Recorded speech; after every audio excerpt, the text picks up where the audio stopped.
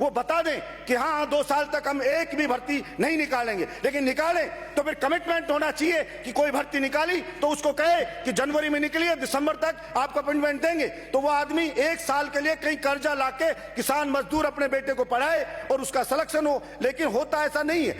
अध्यक्ष महोदय, भर्तियां निकाली जाती है सरकारों के द्वारा, चाहे कोई भी सरकार रही हूं, भर्ती निकलती है और भर्ती निकलने के बाद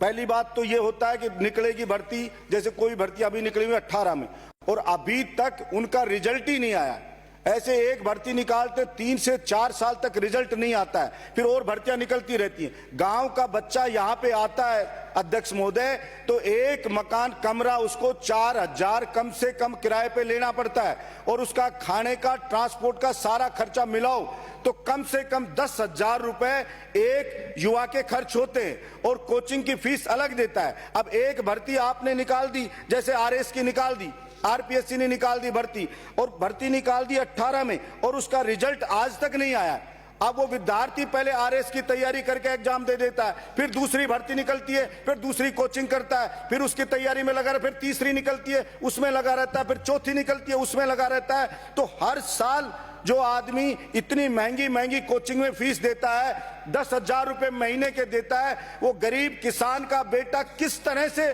पढ़े? और गरीब किसान जो ये चाहता है कि मेरा बेटा पढ़ लिख करके और सक्सेस हो, अपने पैरों पे खड़ा हो, तो वो बेचारा कितने दिन तक किसान गरीब लड़े उस गरीबी से, उस मजबूरी से, वो कितने दिन वेट करे? अब उसका एक एग्जाम में सिलेक्शन हो जाएगा, फिर दूसरे का रिजल्ट आएगा, फिर कहे दूसरे में भी सिलेक्शन हो गया, फिर तीसरे का रिजल्ट आएगा, फिर तीसरे में भी सिलेक्शन हो गया। अब उसको नौकरी एक ही करनी है, लेकिन उसका शोषण 4 साल तक कर लिया गया। इसलिए मैं मांग करता हूं राजस्थान की सरकार से, हर सरकारें ये बात करती है अब ये कर देंगे, हम इनको असुविधा नहीं होने देंगे, कि जो RPSC है वो अपना कैलेंडर जारी करे। जैसे UPSC की भी तो होती है भर्तियां, तो RPSC क्यों नहीं कर सकती है? वो अपना कैलेंडर जारी करे कि भाई इस डेट को हम ये एग्जाम करेंगे और इस डेट तक हम इसका रिजल्ट दे देंगे, इस डेट को अपॉइंटमेंट दे देंगे। अगर आप नहीं कर सकते हैं, अगर आपके पास वैकेंसी नहीं है, तो फिर छलावे में क्यों रखती है सरकारें विद्यार्थियों को? वो बता दें कि हाँ 2 साल तक हम एक भी भर्ती नहीं निकालेंगे, लेकिन निकालें तो फिर कमिटमेंट होना चाहिए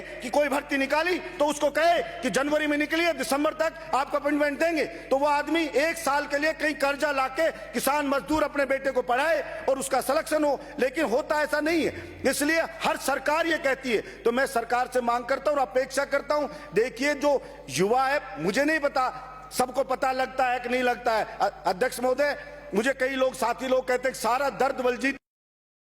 यादव ही लेके घूम रहा है, लेकिन मैं कहना चाहता हूं कि कोई भी आदमी अगर उन स्टूडेंट से बात करेगा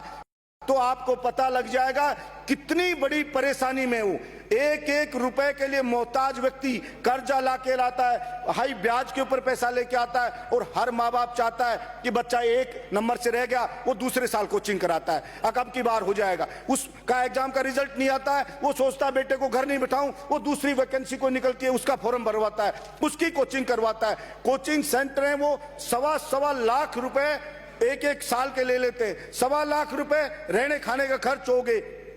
अब 1.25 लाख, 2.5 लाख रुपए कोई आदमी 1 साल के दे, फिर दूसरे साल के दे, फिर तीसरे के दे, चौथे के दे, तो कहां से किसान लाए? खेती में कोई इनकम हो नहीं रही, पानी खत्म हो गया, बिजली पूरी मिलती नहीं है और सूखता जा रहा है। एक बार ट्यूबवेल कराता है, पानी सूख जाता है, उसको 2 साल बाद वापस ट्यूबवेल कराना पड़ता है, उसको नीचे करवाओ, वो सूख गया, फिर होता है, फिर 2 साल बाद कराना पड़ता है। तो मैंने पिछली बार भी एक सदन में ये बात को रखा था कि एक बार इन और चीजों से बजट चाहिए, आप एक बार बंद कर दो ये सब और चीजों पे, चाहे कम दे दो भले ही, लेकिन एक बार जो यहाँ किसान प्रधान देश है, हमारा प्रदेश है, उस किसान को पानी की व्यवस्था करी जाए। हमारे वहां पर है यमुना सर और बहती है फ्लो, बारिश के दिनों में वहां का पानी लाया जा सकता है, डैम बना के डाला जा सकता है, उससे वाटर लेवल भी ठीक हो जाएगा और सिंचाई नहर के जरिए भी पानी दिया जा सकता है। इसी प्रकार से चंबल नदी है, वो खतरे के निशान से ऊपर बहती है, उस वक्त वो पानी चला जाता है हमारे स्टेट से, उस पानी को रोका जाए। इस बार भी जैसे कितनी बही, तो वो पानी किसान के काम आ सकता है।